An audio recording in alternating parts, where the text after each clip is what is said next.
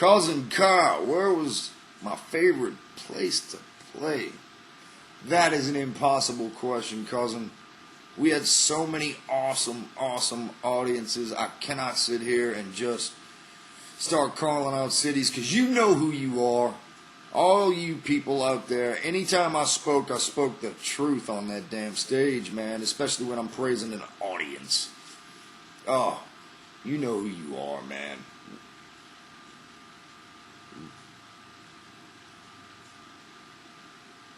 Richard Dishon. Man, these names. You know.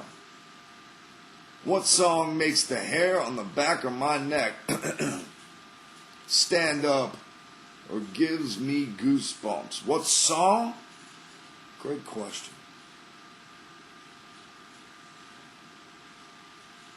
Right off the top of my head, it would be David Bowie's version of Wild is the Wind. And matter of fact, thinking about it, Nina Simone's Strange Fruit.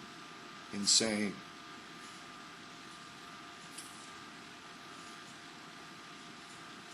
Rasmus.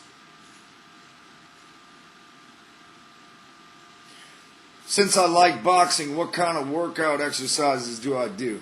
You know, man, I do a lot of core work. I do a lot of endurance. I use the Bosu ball a whole lot. I stretch. Basics, push-ups. I hate to say this, but I have not been able to hit that damn bag in a long time. I got a pinched nerve, boy. But that's a whole nother thing, I can coach my friends, too, and that's fun to do, too, man. I love boxing, but thanks for the question, man.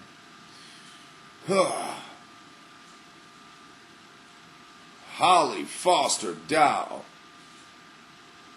What is my favorite, most meaningful tattoo? Well,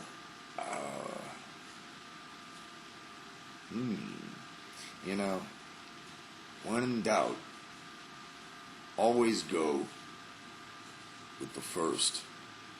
And, I got a definite sense of humor behind it, but the old Phil Core, Phil Core, man, can't beat that. Phil! What band was my main influence while in Pantera? Too many to mention, man. Too many. Geez, we're talking about an extreme band that understood rhythmic blasts that moved people. Everything Van Halen, bits of Judas Priest, definitely Metallica, I would say parts of Slayer even. Slayer and Metallica had 5 years on us, so they were big influences, and figuring Metallica really made the breakthrough in heavy metal as far as guitar sounds. But then Slayer killed me. Oh my goodness. Without Slayer, I'd be a different man today. So.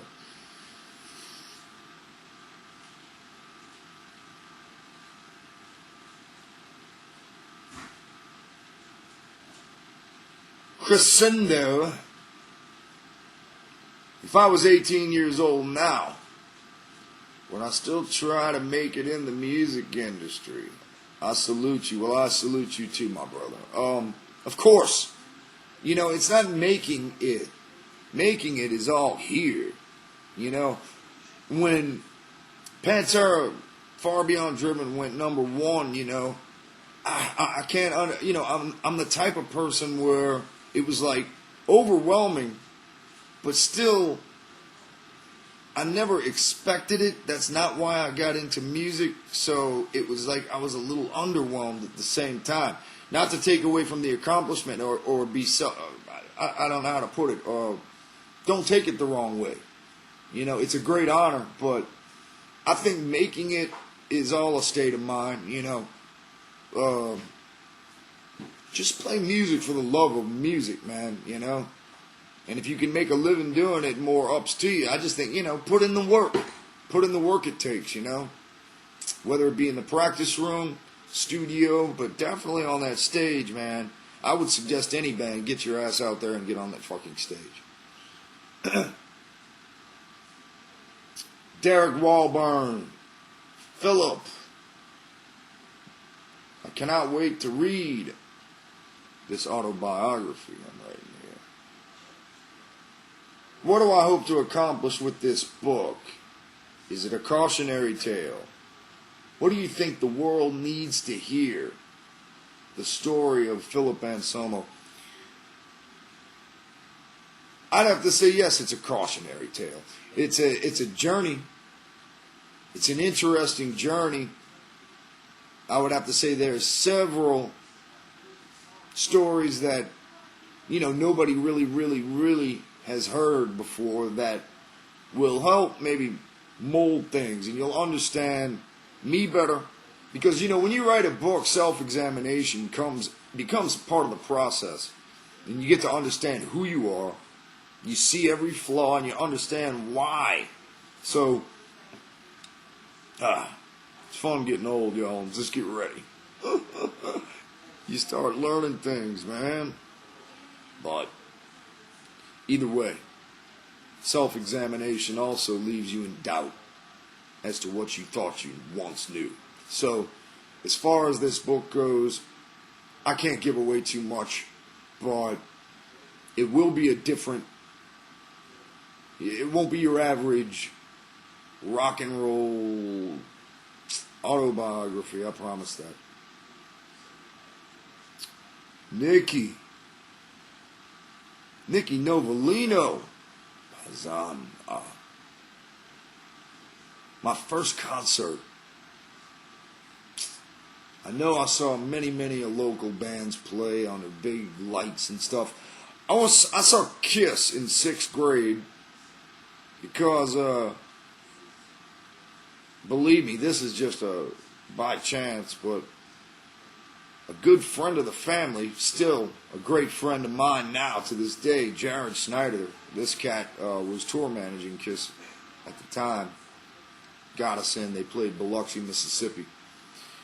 Yep, freaked me out. But I saw Jethro Tull back then. I've seen, I've seen so many bands. Ozzy Osbourne, when he shaved his head, man. Came out on stage with a wig on, City Park, insane. Laura Langthorne. Philip.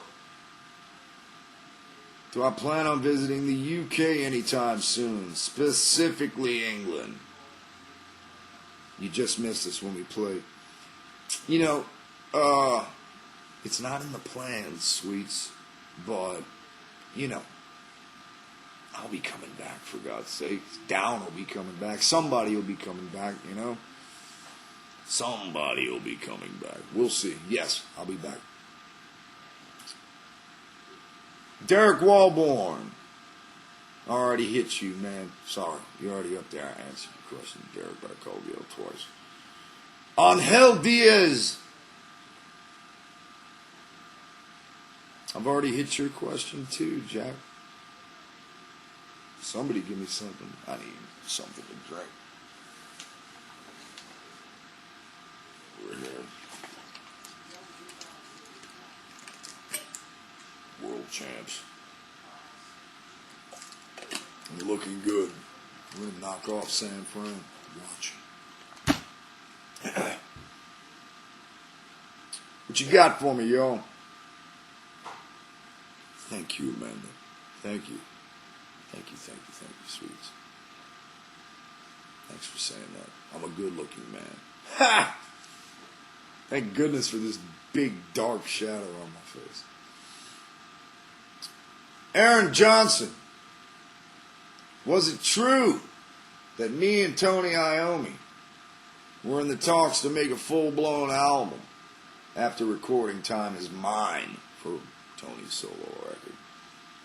And if the opportunity were to present itself again in the future, would I do it? The answer to that question is absolutely. When Tony Iommi calls, you listen.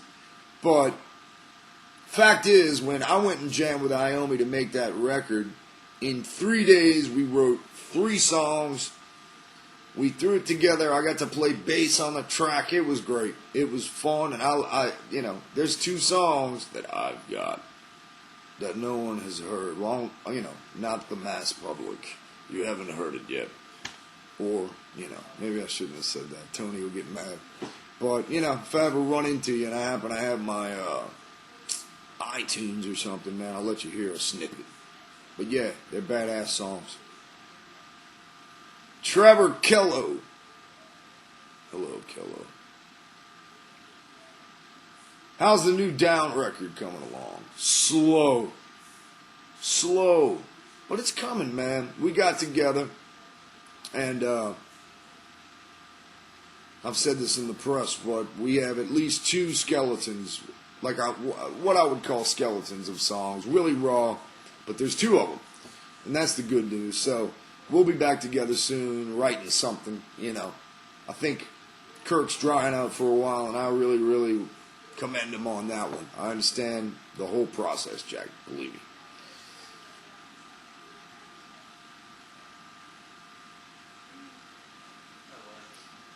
Marietta's sweetie.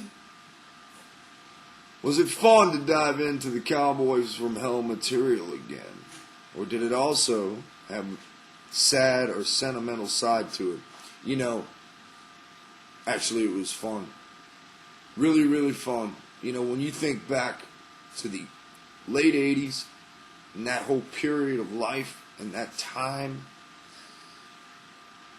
I can't even explain the energy that we had, this bond that we had, this monstrous band that we had that would play every weekend. No, it's all great, great memories. But I understand the question, and I respect the question. Every day there's something that goes through my mind that, I try and keep it as positive as possible. But, the truth is what it is, and sometimes there are loose ends in life, and either you deal with them hard or you let them dangle and tickle the mind. Do I get ticklish? Sure, I'm human, but not much, man. I think of the good things.